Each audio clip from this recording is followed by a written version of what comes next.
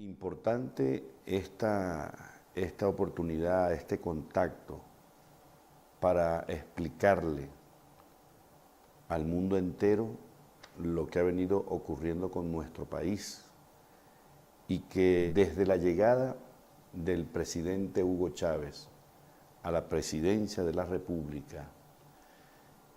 se comenzó a desarrollar todo un plan, toda una estrategia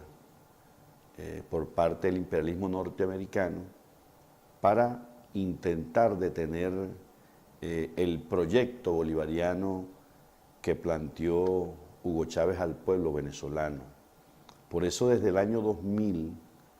cuando se firma el Plan Colombia entre el presidente norteamericano para ese entonces, Bill Clinton, y el presidente colombiano Andrés Pastrana, sirvió para crear desde territorio colombiano no solamente 7 poderosas bases militares que apuntan hacia nuestro país. Aparte de esta estrategia, se gestó también todo un plan internacional para abatir los precios del petróleo en el mercado internacional, utilizando el método fracking, presionando a todos los países miembros de la OPEP para que no respetaran la cuota máxima de producción, generar una sobreproducción petrolera que al coincidir con una contracción importante de la demanda mundial de energía, hizo caer los precios en aproximadamente un 80%. Si tomamos en cuenta que Venezuela depende en cuanto al ingreso de divisas en un 96% por concepto de venta de petróleo, saquen ustedes la conclusión de cómo esta caída de 80% en el precio nominal del crudo afectó directamente la finanza y la economía venezolana. Se fragó contra el país toda una, digamos, una operación desde el sistema financiero privado para absorber las reservas internacionales, de modo que durante un periodo de tiempo estas grandes transnacionales recibieron por parte del gobierno venezolano los dólares, la divisa a precio preferencial, pero nunca se dedicaron a producir lo que realmente tenían que producir o a fabricar en el país lo que había que fabricar, porque ellos se estaban sumando a un boicot a la economía y esos dólares preferenciales que lograron obtener del Estado venezolano los sacaron para engrosar sus cuentas en el extranjero. Además de toda esa operación a la economía venezolana, se fue gestando también desde territorio colombiano, porque con el vecino país compartimos una frontera de casi 2.130 kilómetros cuadrados, toda una operación para trasladar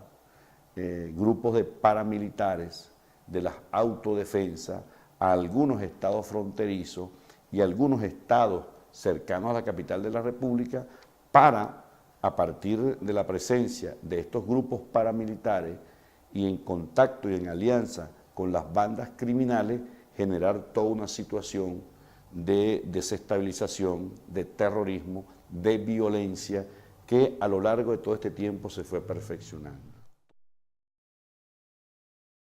Toda la gran prensa mundial, desde el Washington Post hasta el Clarín en Argentina, El País en España y todas estas grandes corporaciones mediáticas mundiales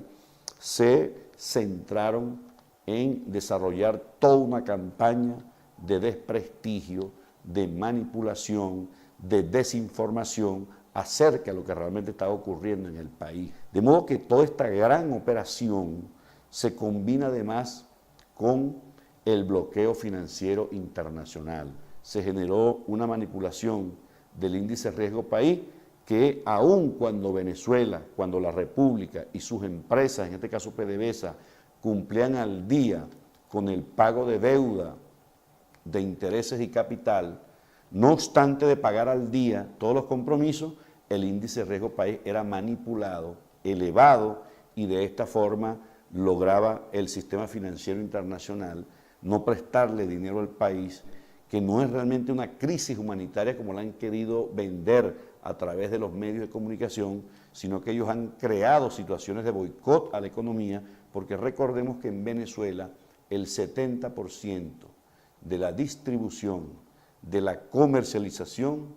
es decir, el control de la economía está en manos del sector privado, porque también en un documento que se conoció, se hizo público y se conoció como Operación Libertad Venezuela parte 2, el Comando Sur de los Estados Unidos claramente establecía cuáles eran, digamos, el papel que iban a jugar en el caso concreto el Poder Legislativo, que en Venezuela llegó a controlar circunstancialmente la oposición venezolana, y que ellos tenían un lapso de tiempo de enero del 2015 en el cual decían que en 6 meses ellos tenían que derrocar al presidente Nicolás Maduro a partir de generar toda una situación de caos, de caotizar el país, de neurotizar a la población y acompañado por esta gran campaña internacional en contra del país, crear las condiciones para una invasión de fuerzas multinacionales. En los últimos 18 años hemos logrado realizar 20 procesos electorales nacionales en los cuales la revolución ha ganado 18 procesos electorales y en los 2 en que ha ganado la oposición venezolana los hemos reconocido, y eso habla entonces de la tradición y la vocación democrática. De modo que permanentemente hemos estado en procesos electorales, permanentemente estamos en ejercicio de la democracia participativa y protagónica. Pudieran decir ustedes, para explicar y para describir hasta dónde ha llegado y hasta dónde se ha profundizado la democracia participativa y protagónica, que en Venezuela, a partir de la dimensión social que planteó Hugo Chávez, de crear en los territorios los llamados consejos comunales, las comunas, los territorios comunales, logramos inclusive desarrollar experiencias de participación directa y de cogestión de las políticas públicas en los 3 niveles de gobierno. De modo que nosotros ratificamos y reivindicamos. Y si esto fuera poco, en este mismo año 2017, en Venezuela se van a realizar 2 nuevas elecciones importantes. Una va a ser el 30 de julio, que vamos a elegir precisamente una nueva Asamblea Nacional Constituyente que en el año 2014 propuso la oposición venezolana y que está recogida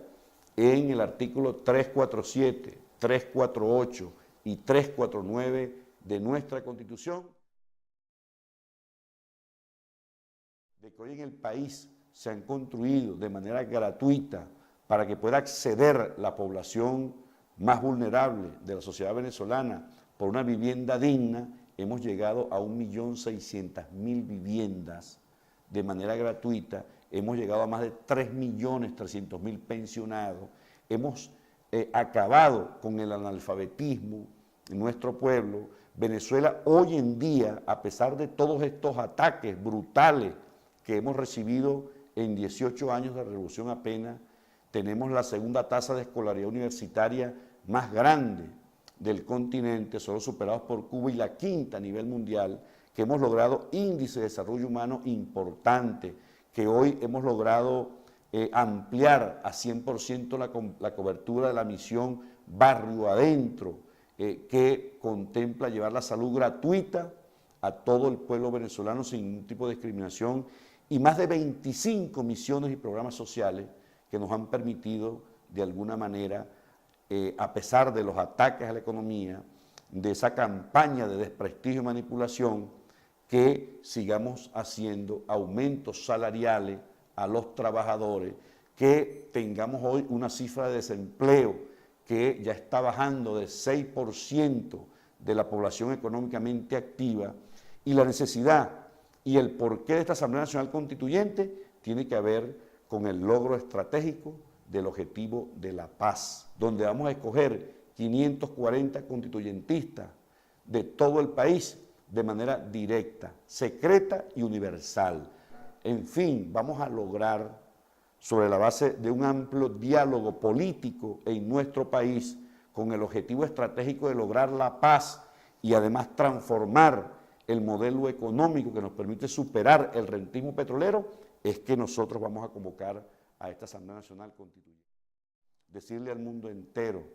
y agradecer las iniciativas de solidaridad que hemos conseguido en la patria de Emiliano Zapata, de Pancho Villa,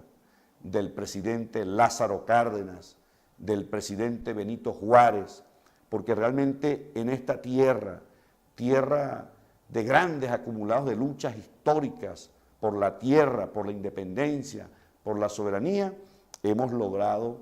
conseguirnos con un pueblo que a pesar de sus problemas internos y su dificultad, cosa que respetamos, ha expresado de manera abierta la solidaridad con el pueblo y con la revolución bolivariana. Que en la medida en que el pueblo de Bolívar y Chávez supere estas dificultades, como lo vamos a hacer, porque nadie nos dijo a nosotros que hacer una revolución desde la perspectiva de la paz, desde la perspectiva de la democracia bolivariana, iba a ser fácil, sobre todo porque en Venezuela, porque en nuestro país están las mayores reservas energéticas del planeta, porque en Venezuela, porque en la patria de Bolívar y Chávez están las mayores reservas de minerales estratégicos en el continente, de oro, de diamante, del llamado oro azul, el coltán, y una serie de minerales estratégicos, las reservas impresionantes de petróleo y de gas en la faja petrolífera Hugo Chávez y en la cuenca del lago de Maracaibo, porque le estamos demostrando al mundo que es posible un mundo mejor, no de la perspectiva del neoliberalismo y el capitalismo salvaje y depredador, sino de la perspectiva emancipatoria de los pueblos que hoy, como le decía Hugo Chávez, en su momento ratifica el carácter antiimperialista, bolivariano y socialista de la revolución bolivariana.